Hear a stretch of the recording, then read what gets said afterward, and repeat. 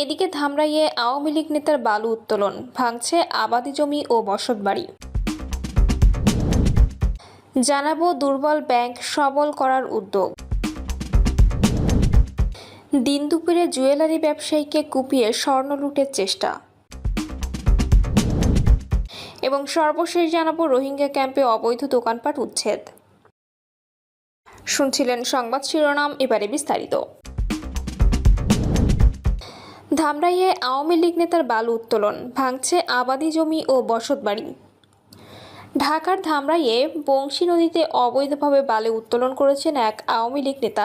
এতে ভাঙছে আবাদি জমি ও বসতবাড়ি। প্রশাসনকে এ বিষয়ে বারবার অবহিত করা হলেও কোনোভাবে বন্ধ করা হচ্ছে না আওয়ামী লীগ নেতার এ অবৈধ বালু উত্তোলন। এই ঘটনাটি ঘটেছে উপজেলার চৌহাটি ইউনিয়নের চৌহাটি সরকারি প্রাথমিক বিদ্যালয় এলাকায়। এই বিদ্যালয়ও ঝুঁকির মধ্যে রয়েছে বলে স্থানীয়রা জানায়। ভুক্তভোগী মজনু মিয়া জানান, সোহাগ ইউনিয়নের ৯ নম্বর ওয়ার্ড আওয়ামী লীগের দপ্তর সম্পাদক মোহাম্মদ শরীফুল ইসলাম শরীফ এবং তার সহযোগী রবিন হোসেন মিলে চৌহাটি এলাকায় আমাদের বাড়ির পাশে বংশী নদীতে ড্রেজার মেশিন লাগিয়ে অবৈধভাবে বালু উত্তোলন করছে। তা আবাদি জমি ও আমাদের বাড়িঘর নদীগর্ভে বিলীন হয়ে যাচ্ছে। বিষয়টি উপজেলা প্রশাসনকে অবহিত করা হলে অবৈধ বালু উত্তোলন বন্ধে তারা কোনো পদক্ষেপ নেয়নি। ফলে এই আওয়ামী লীগ নেতা প্রতিনিয়ত অবৈধভাবে বংশী নদী থেকে বালু তুলে বিক্রি করে টাকার পাহাড় গড়েছে। অপরদিকে ক্ষতিগ্রস্ত হচ্ছেন এলাকার সাধারণ মানুষ। সাবেক প্রয়াত প্রধানমন্ত্রী আতাউর রহমান খানের জীবদ্দশায় তার অনুরোধে নদীর দুপারের নদী শাসন প্রকল্প চালু ছিল। তার মৃত্যুর পর থেকে এই প্রকল্পটি আর আলোর মুখ দেখেনি। ফলে এমনিতে নদী ভাঙন নিত্য নৈমিত্তিক ব্যাপার হয়ে দাঁড়িয়েছে।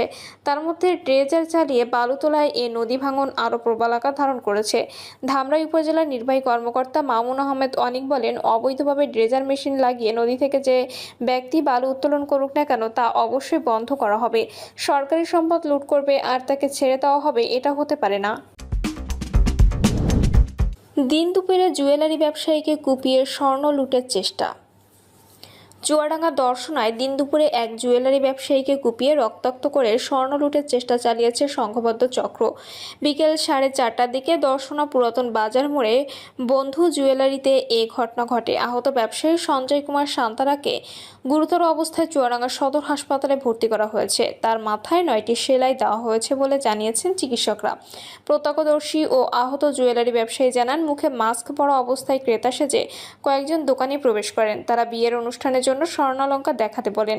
ব্যবসায়ী সঞ্জয় কুমার কানের দুল, চেইন, আংটি ইত্যাদি দেখান। এক পর্যায়ে ক্রেতারা অ্যাকাউন্ট বা বিকাশ নাম্বার চান। সঞ্জয় জানান তার কোনো নাম্বার নেই, সামনে বুথ থেকে টাকা তোলা যাবে। ঠিক তখনই একজন ব্যাগ থেকে ধারালো অস্ত্র বের করে সঞ্জয়ের মাথায় আঘাত করেন। তিনি রক্তাক্ত হয়ে মাটিতে পড়ে গেলে চিৎকার শুরু করেন। তার চিৎকারে আশপাশের লোকজন ছুটে এলে হামলাকারীরা পালিয়ে যান। পরে স্থানীয়রা তাকে উদ্ধার করে হাসপাতালে ভর্তি করেন। খবর পেয়ে চুয়াডাঙ্গা অতিরিক্ত পুলিশ সুপার জামাল আল নাসের এ দর্শনা থানার ভারপ্রাপ্ত কর্মকর্তা মোহাম্মদ শহীদ তিতুমির ঘটনাস্থল পরিদর্শন করেন। দর্শনা থানার ওসি শহীদ তিতুমির জানান, সিসিটিভি ফুটেজ বিশ্লেষণ করে আসামিকে দ্রুত গ্রেপ্তারের চেষ্টা চলছে।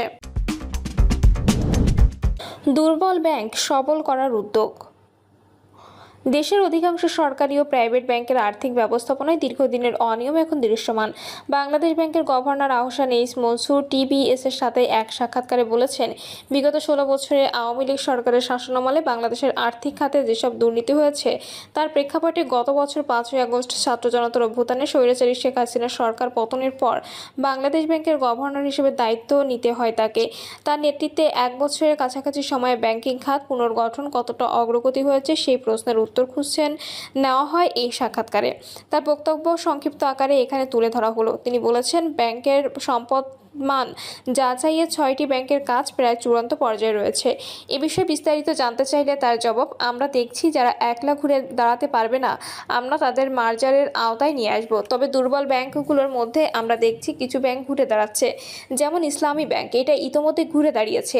আমরা আশাবাদী এটি আরও ভালো করবে, কারণ তারা ভুলগুলো দ্রুত শোধরাতে পেরেছে। এছাড়া ইউসিবি ব্যাংকও ঘুরে দাঁড়িয়েছে। শাহজালাল ব্যাংক আগে থেকে ভালো ছিল, তারা খেলাপি ঋণের পথে পা বাড়ায়নি। কিছু ব্যাংক আছে যাদের এনপিএল 70 থেকে 90%, এমনকি 95% পর্যন্ত ছিল। এরা আর কখনো ঘুরে দাঁড়াতে পারবে না, দিন দিন খারাপের দিকে যাবে।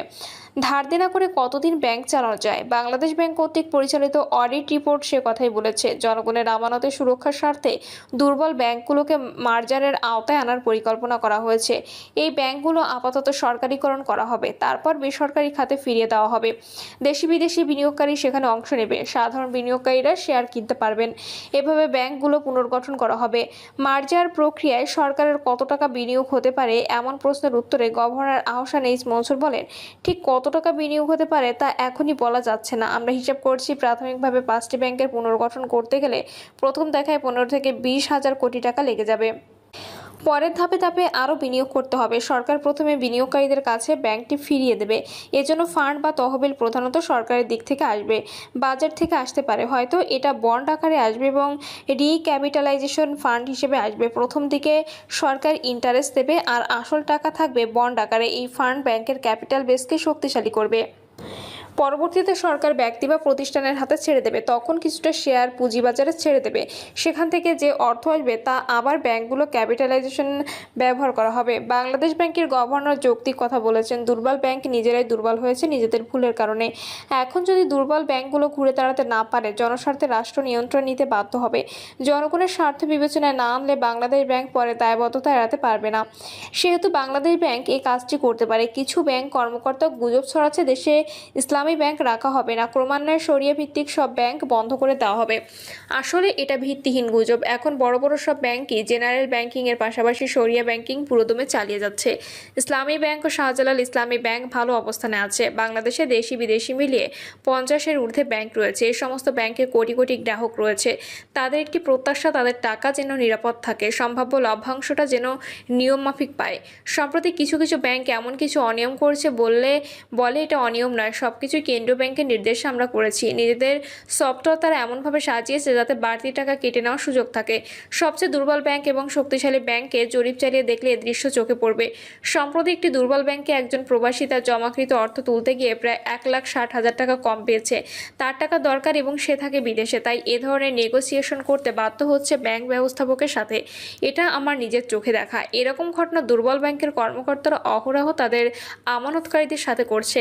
দেশের সব সরকারি বেসরকারি ব্যাংক একই নিয়মে চলার কথা, কিন্তু অত্যন্ত দুঃখজনক এখানে বিবিধ নিয়ম চলতে দেখা যায়, যা নিজেদের সৃষ্টি। কোনো ব্যাংক 5,000 থেকে 10,000 টাকা ব্যাংক হিসাব খুলতে লাগে, আবার এও দেখা গেছে মাত্র 500 টাকা হিসাব খোলা যায়। আমি এ দৃশ্য স্বচোখে দেখেছি।